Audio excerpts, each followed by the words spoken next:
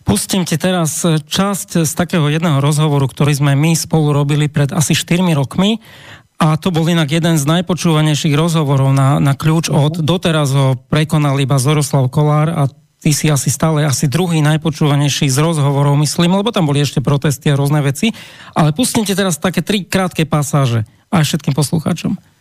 Mňa baví rozprávať sa s ľuďmi, ktorí majú iný názor, aby som mohol si jednoducho s nimi tie názory vymeniať. Veď tak sa vlastne obrušujú hrany. A to je proste zmyslom demokracia, diskusia. No a keď si sa pýtal teda, že zaplatiť, nezaplatím samozrejme ani 1 cent. Bolo by to popretím všetkého, čo spolu robíme a čo ja robím dlhé roky, bolo by to popretím vlastne aj našej histórie. Viete, ona je postavená presne na týchto postavách, ktoré sú dnes rovnako nie, že ostrakizované, ale oni sú priamo označované ako zločinci. Aké budú možno ďalšie tvoje kroky? Zaplatíš tú pokutu, alebo odvolanie, alebo... Ja som povedal, že v žiadnom prípade platiť nebudem ani cent, naopak.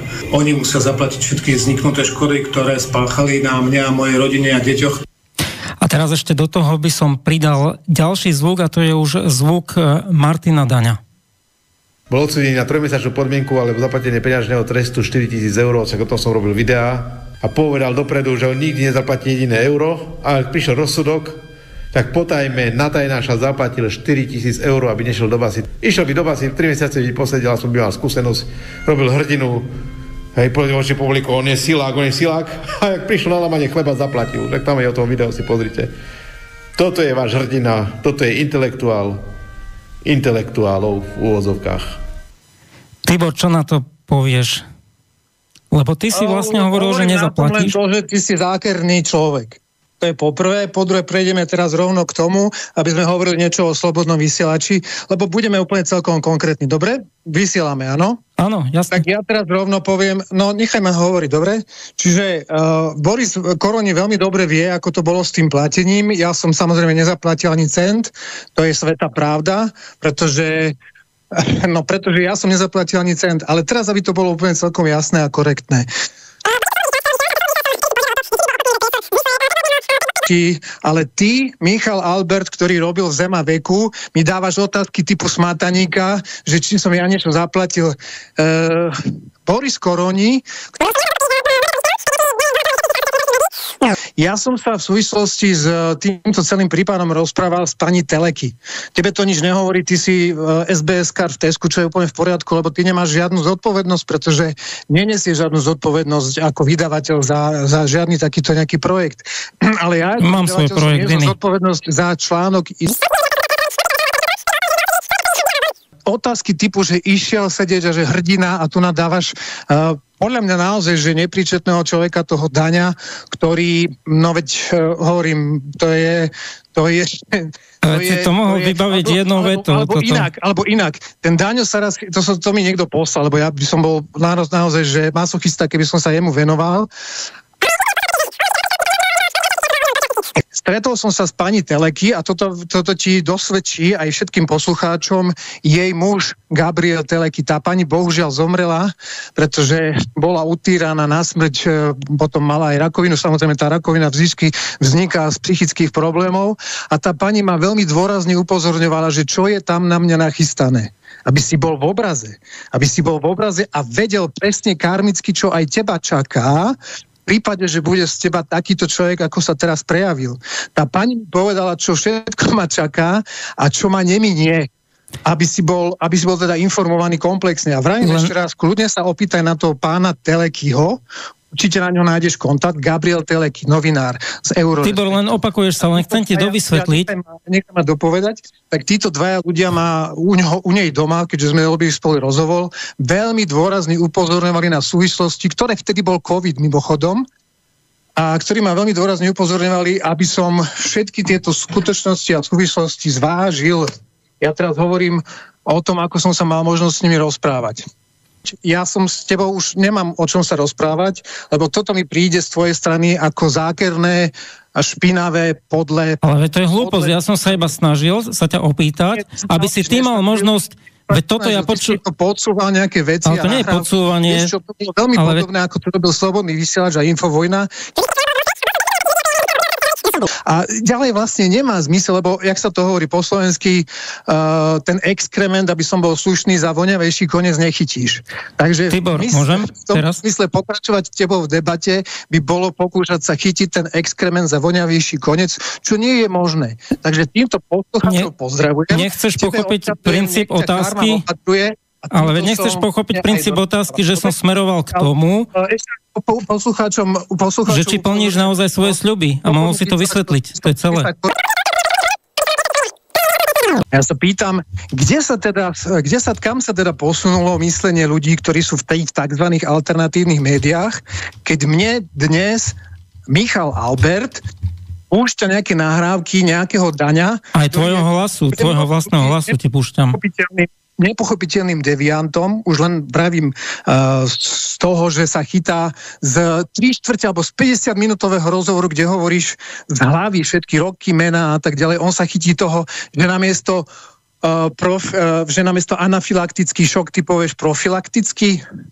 Ty sa snažíš mňa dehonestovať a očerniť v tom slova zmysle, že ja nedodržím slovo. Ja som ti dal otázku, na ktorú si mohol odpovedať. Dohovoriť ani ale ty nenecháš mňa dohovoriť, ja ti celý čas nechávam dohovoriť.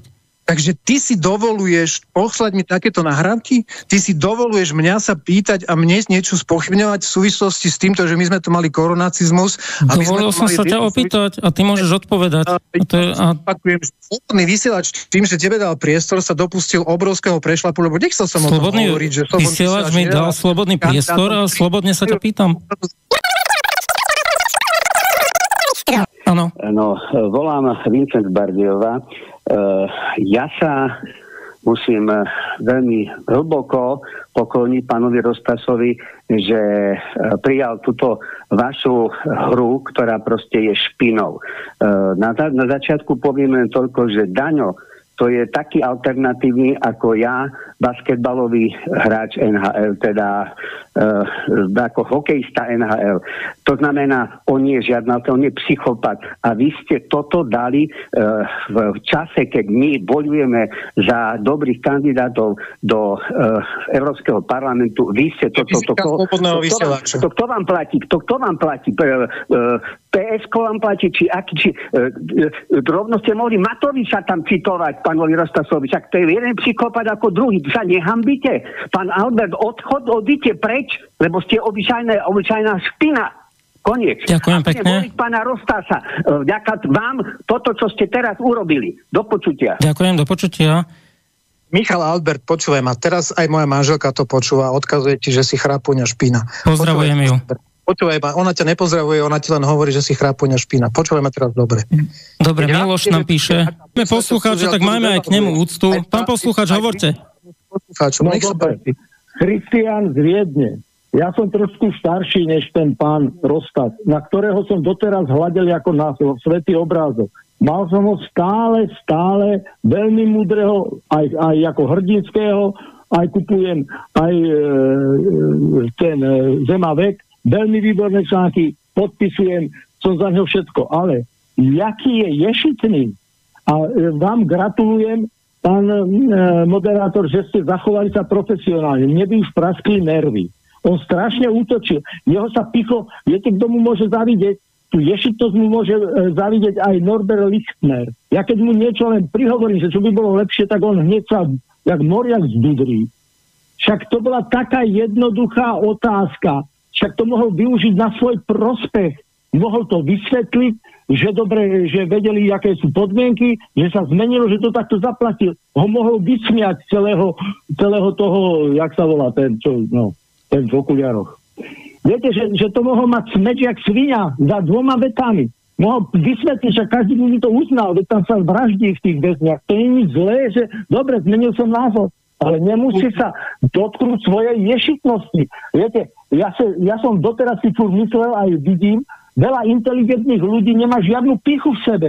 On je normálne pokorný, mohol povedať áno, vysvetliť, ale nie útočiť. Skutočne vy ste boli profesionál a on bol jak malé decko, že bol dotknutý. Hovorím prázdne slová kolom dokola. Tak asi to, ja neviem, môžem mu to odpovedať. Ja nemám žiadny rešpekt pred nikým. Hovorím aj vekom, aj sčítanosťou. Ďakujeme.